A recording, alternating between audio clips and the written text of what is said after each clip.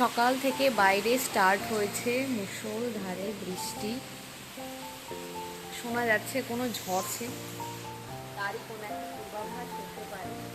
সকালবেলা মোটামুটি একটু রোদ হচ্ছিল, আবার ছায়া পড়ছিল, এরকম হচ্ছিল, কিন্তু এখন মুষলধারে বৃষ্টি হচ্ছে। যাই হোক, আমি এক্সারসাইজ করে জাস্ট উঠলাম আর একটুখানি হেয়ার অয়েলিং করেছি, সেই জন্য একটু তেল চাপচাপ করছে মাথার মধ্যে। আজকে একটুখানি হেয়ার ওয়াশ করার ইচ্ছা আছে। ব্রেকফাস্ট এখনো হয়নি, এখন উপরে যাবো, গিয়ে বানাবো আর কি ব্রেকফাস্ট।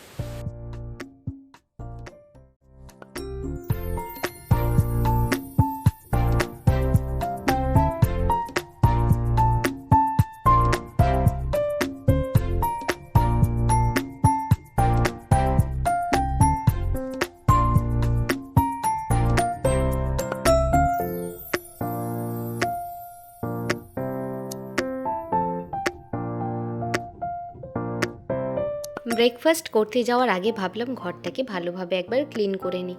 রাত্রিবেলা এই ঘরটাতে আমরা কেউই ঘুমাই না, কিন্তু ওই সারাদিন একটু বসা টসা হয়, তো ঘরটা একটু নোংরা হয়, যার জন্য ঘরটা সকালবেলা উঠে ব্রেকফাস্ট করতে যাওয়ার আগে ভালোভাবে একটু ক্লিন করে নিলাম।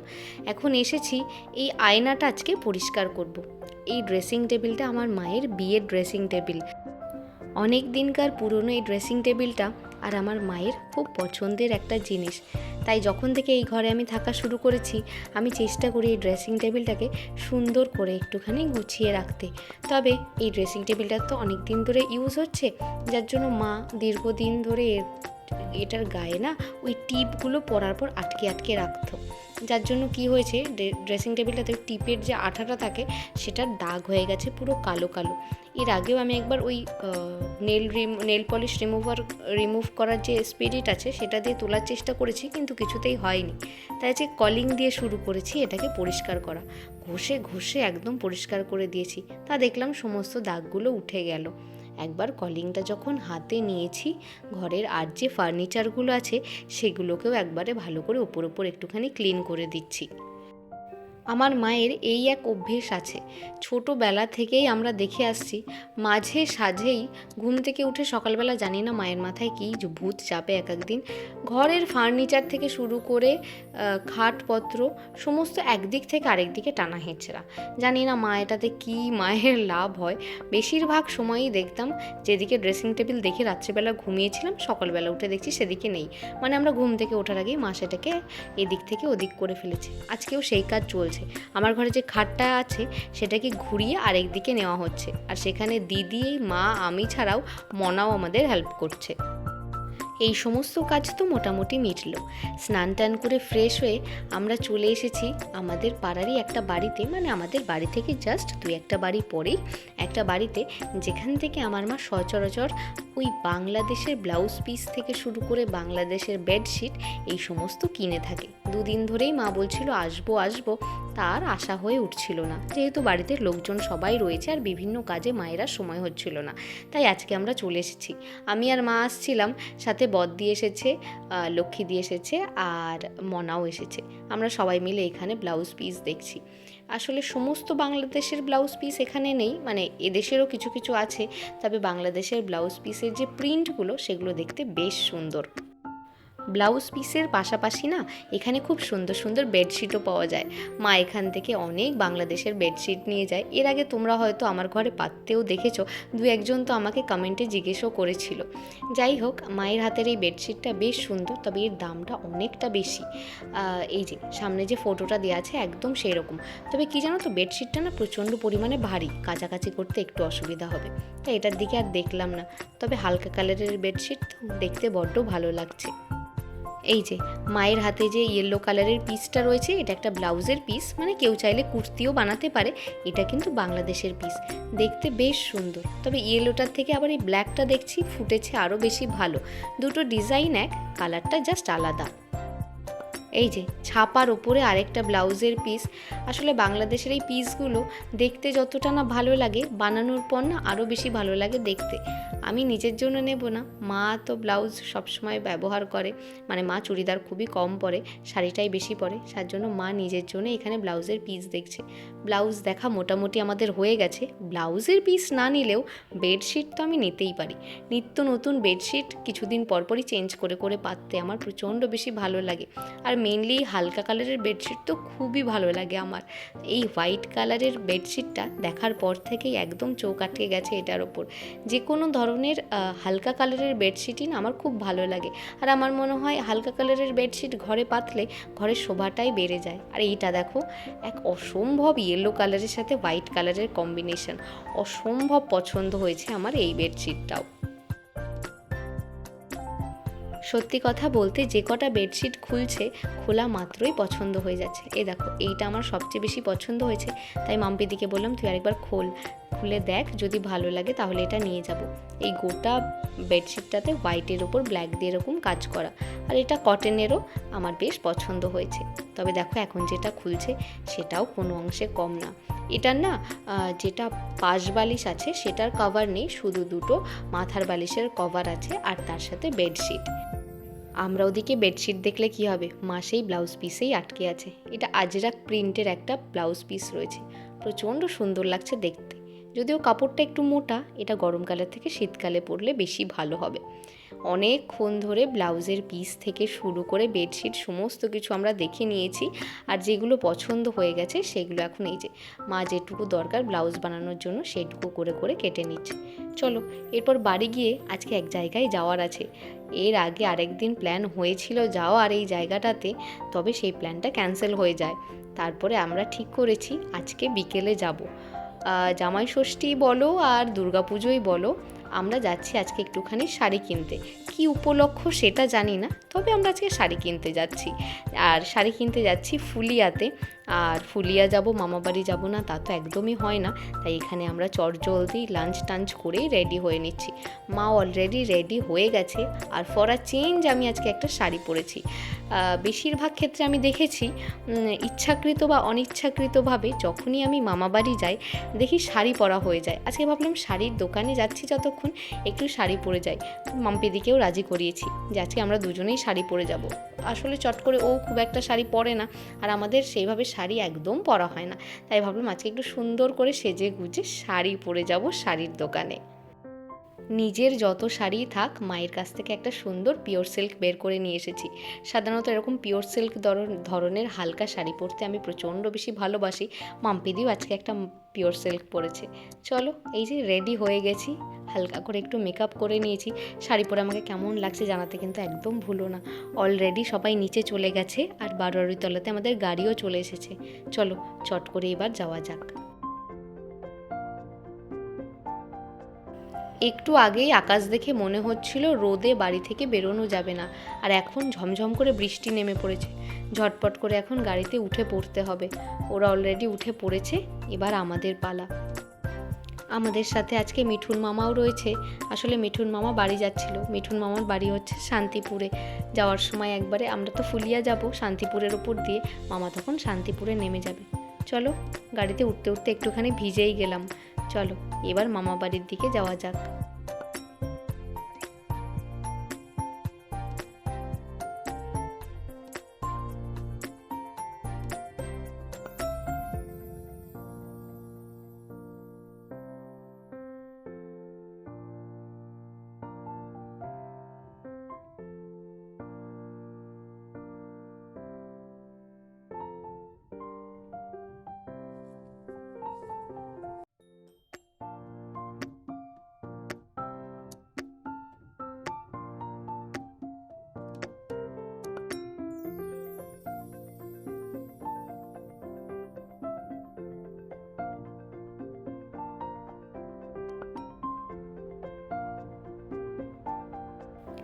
চলে এসেছি আমরা শাড়ির দোকানে।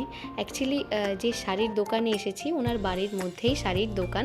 ফুলিয়া মানেই তো তোমরা জানো শাড়ির জন্য বিখ্যাত। আর আমরা সাধারণত একটুখানি তাঁতের শাড়ির বাইরেই শাড়ি এখান থেকে কিনি। তো তাঁতের শাড়ি তো কেন কিনবো, তাঁতের শাড়ি তো আমাদের বাড়িতেই রয়েছে। আমরা এখানে একটু অন্য ধরনের শাড়ি, বাকি যে শাড়িগুলো আছে সেগুলো কিনতে এসেছি। আর আজকে আমরা এসেছি ফুলিয়ার রাজলক্ষ্মী শাড়িতে, যেটা তোমরা ফেসবুকে অনেকেই এনার লাইভ দেখে থাকবে। খুবই পপুলার একটা দোকান, অনেকেই এখান থেকে শাড়ি কেনে। এখান থেকে আমার মামার বাড়ি জাস্ট কয়েকটা বাড়ি পরেই মাম্পিদি এখানে নিজের জন্য শাড়ি দেখা স্টার্ট করে দিয়েছে। আমার সবচেয়ে বেশি পছন্দ হয়েছিল ও এখন যে শাড়িটা ট্রাই করছে, এটা একটা কোরা বেনারসি ছিল, পিওর কোরা। অসম্ভব সুন্দর লাগছিল শাড়িটা দেখতে। টুকটাক করে ও কয়েকটা শাড়ি দেখে নিচ্ছিল, আর ওই সাইডে মা দেখছে। মেনলি আজকে আমার শাড়ি কেনার তেমন কোনো সত্যি কথা প্ল্যান নেই, দুর্গাপুজোর তো এখনও দেরি আছে। তো দুর্গাপুজোর সময় আমি পারলে একটা শাড়ি কিনবো, কারণ শাড়ি তো খুব একটা পরা হয় না, এর জন্য আমার না খুব একটা কিনতেও ইচ্ছা করে না। এই ব্ল্যাক কালারের পিওর সিল্কটা দেখতেও আমার খুবই ভালো লাগছিল। ও তো বললো একটা পিওর সিল্কও নেবে। যাই হোক, মেইন শপিং আজকে মাম্পিদিই করবে। আর আমার মা এসেছে একটা শাড়ি না নিয়ে, তো মা যাবেই না।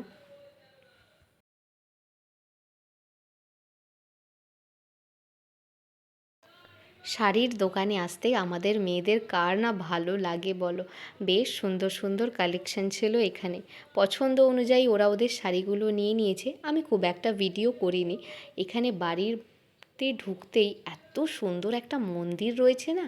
এর আগে যখন উনি ফেসবুকে লাইভ করছিলেন, তখন এই মন্দিরটা যেদিনকে উদ্বোধন হলো সেদিনকেও লাইভ করছিলেন, কিন্তু কোন ঠাকুরের মন্দির আমার খুব একটা মনে নেই। যাই হোক, এখনও মন্দিরটা বন্ধ, ভালো করে দেখতে পারলাম না। আমার মামা বাড়ি না একদম এই কাপড়ের দোকানের একদম কাছেই, মানে তোমাদের আমি বললাম এই রাজলক্ষ্মী শাড়ির যে স্টোরটা, সেটা থেকে জাস্ট 3-4টে বাড়ির পরই আমার মাসি বাড়ি। আর সেইখান থেকে আর 2-3 মিনিট মতো গেলেই আমার মামা বাড়ি। তাই প্রথমে যেহেতু মাসির বাড়ি পড়েছে, প্রথমে চলে এসেছি মাসির বাড়িতে। মাসি সেই কতবার করে ফোন করছে, তাই চলে এসেছি মাসির বাড়িতে। মাসি তো আসা মাত্রই এখানে আমাদের জন্য খাবার দাবার গুছিয়ে দিয়েছে। এখন আমরা একটু থামস আপ খাচ্ছি। বাইরেটায় প্রচণ্ড বেশি গরম, তবে শুধু থামস আপ দিয়েই তো আর হবে না। এখানে চলে এসেছে তার সাথে সিঙ্গারা, আর মাসি খুব সুন্দর করে দেখো এখানে একটু মুড়ি মেখে দিয়েছে। কিছুটা জার্নি করে আমরা এসেছি, আর তার মধ্যে শাড়ি টাড়ি দেখে সত্যি কথা একটু ক্লান্ত হয়ে গেছি। এখানে বসে বসে মুড়ি সিঙ্গারা খাওয়া দাওয়া চলছে, আর তার সাথে সাথে কী শাড়ি কিনলাম, কী বৃত্তান্ত, সেই নিয়ে এখনও আলোচনা চলছে। আদেও শাড়িগুলো যেগুলো নিলাম সেগুলো ভালো হয়েছে কি না সেসব নিয়েই চলছে আলোচনা। দিদিভাইয়ের শরীরটা না প্রচণ্ড বেশি খারাপ, যার জন্য এসেই ও শুয়ে পড়েছে। এই যে মাসি আর রিঙ্কি রয়েছে, এক সেকেন্ডও শান্ত হয়ে থাকছে না, এটা খাবার নিয়ে আসছে, ওটা খাবার নিয়ে আসছে। থামস আপ তো ছিল, মুড়ি ছিল, তার সাথে আবার চাও চলে এসেছে। চলো, একদম বেশি না লেট করব না, অনেকটা দেরি হয়ে গেছে, অলরেডি 9:45 বাজে। ওই হয় না, গল্প করতে বসলে কোথা দিয়ে যে সময় চলে যায়, আর শাড়ির দোকানে আসলে সময় তো যে মনে হয় ঝড়ের বেগে চলে যায়। এখন হাঁটতে হাঁটতে যাচ্ছি মামা বাড়িতে, একদম কাছেই, একবার দেখা করেই বেরিয়ে যাব। ভেবেছিলাম তাড়াতাড়ি করে আসব, মামা বাড়িতে একটু দেখা করে চলে যাব। এসে দেখছি বাড়িতে তালা দেওয়া, মামি হয়তো বাজারে গেছে। তবে ফোন করা হয়েছে মামিকে, মামি বাড়ির একদম কাছে চলে এসেছে। এই ডাবাটার মধ্যে না ছোট ছোট মাছ থাকে, তাই আমি একটু দেখার চেষ্টা করছিলাম এর মধ্যে মাছ এখন আছে কি না। আমার মামা বাড়িতে প্রচুর গাছ আছে, আর তার মধ্যে সবচেয়ে প্রিয় গাছ যেটা আমার, সেটা হচ্ছে এই গন্ধরাজ লেবুর গাছ। মামা প্রায়ই আমাদের বাড়িতে আসার সময় এই গন্ধরাজ লেবু নিয়ে আসে, মানে মামি পাঠিয়ে দেয় গন্ধরাজ লেবু, তার সাথে একটুখানি মুসুরির ডাল। আর কি চাই বলো। এই যে দিদিভাইও গন্ধরাজ লেবু দেখে আর নিজেকে সামলাতে পারেনি, 4-5টা ছিঁড়ে নিয়েছে। অনেক রয়েছে গাছে। মামি চলে এসেছে বাড়িতে। মামি আর মিমি দুজনে মিলে গেছিলো একটুখানি বাজারে, টুকটাক একটু দরকার ছিল।